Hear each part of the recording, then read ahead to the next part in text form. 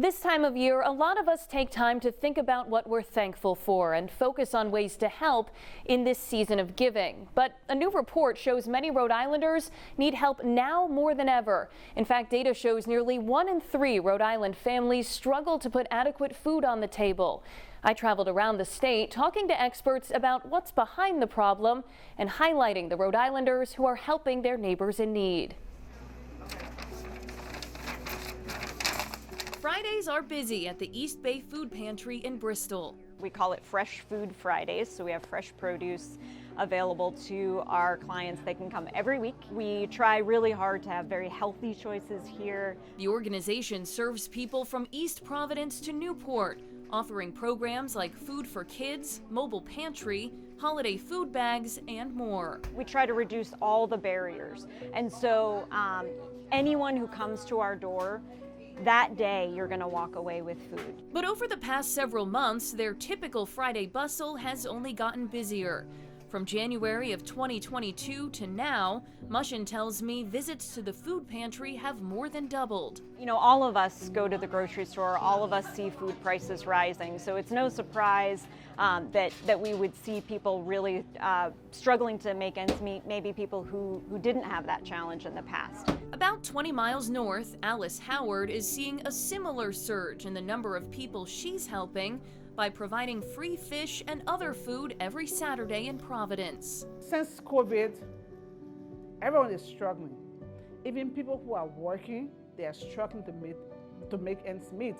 So there's a huge help in our community. Howard is the executive director of Sunrise Forever Incorporated, a Rhode Island-based nonprofit founded to help West African children and families.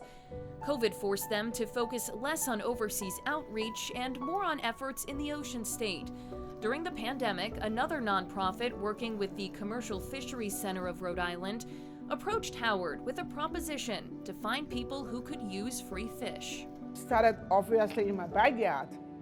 It was just a case of fish, and it has grown, and now we serve over 300 families on a weekly basis. But what's happening in Providence and in Bristol isn't unique.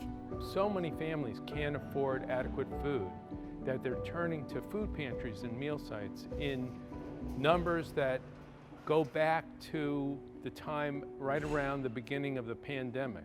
That's certainly not what we expected. A new report from the Rhode Island Community Food Bank found more people are seeking help feeding their families than ever before. Data shows about a third of Rhode Island households were unable to afford adequate food this year. That means it's affecting low-income and even middle-income families. And that's very, very concerning that the growth in food insecurity, the inability to afford food, is now so dramatically increased across the whole population.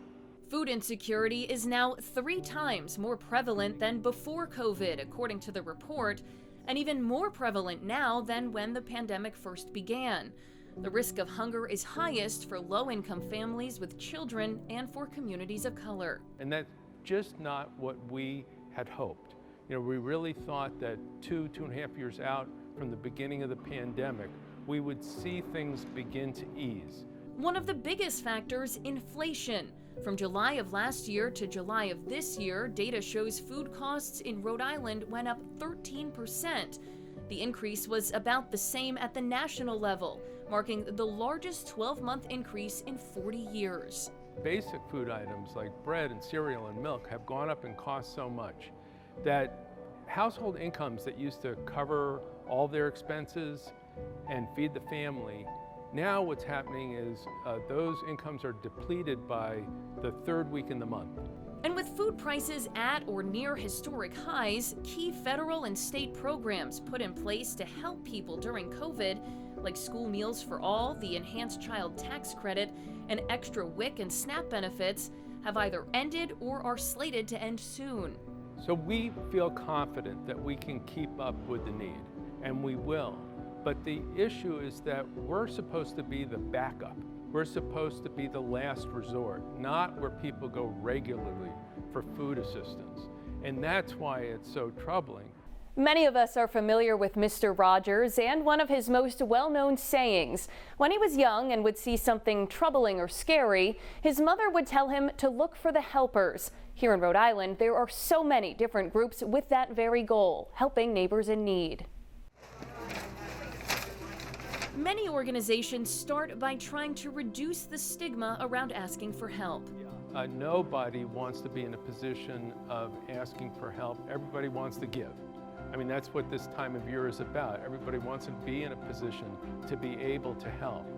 But when you need help, you have to be able to ask for that too. It works both ways. And no family should go without food. That's just the bottom line. In Rhode Island, help is just a phone call away by dialing 211. You can do it anonymously. You can call 211 without giving your name. You can learn a lot about the resources that are available. And then, you know, at some point you do have to go for help. But I think Rhode Island makes all of this help really accessible. One of the most accessible programs, Meals on Wheels of Rhode Island. For more than 50 years, the nonprofit has helped feed some of our most vulnerable neighbors. Executive Director Megan Grady tells me while their service levels have decreased a bit recently, they're still higher than pre-pandemic levels.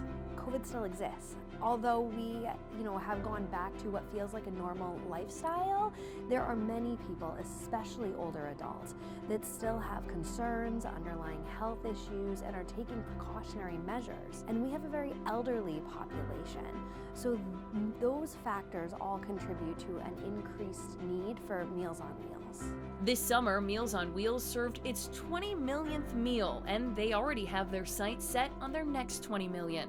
The cost of a home-delivered meal is roughly $12, and so if you've never made a donation to our organization before, that's a great place to start, is just by sponsoring one home-delivered meal for an older adult who very well could be your neighbor and could use the More Than a Meal model this holiday season. Another example, the Scouting for Food Drive in Rhode Island, taking place in November. WPRI 12 and Fox Providence are proud to sponsor the event, which is the largest food drive in New England.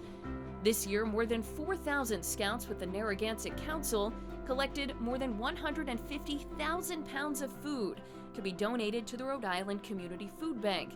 That food is then distributed to the food bank's 140 member agencies, like the East Bay Food Pantry in Bristol. We don't have income restrictions. There aren't requirements that you have to meet to get food other than coming with some identification and telling us about your family. In Providence, anyone who needs free fish and other food items can simply show up to 321 Vesey Street with your name and how many people are in your household.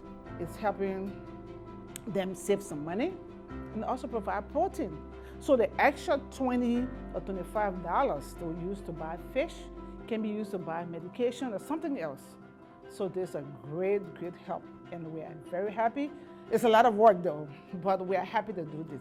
And there are many more organizations all across the state helping those who need it most, driven by generosity, not just donations of food or money, but of time as well. We're so thankful for the people that walk in the door and tell us their story and come and get good food. We're so grateful for our donors who really make it possible. We're so grateful for our volunteers who work really hard.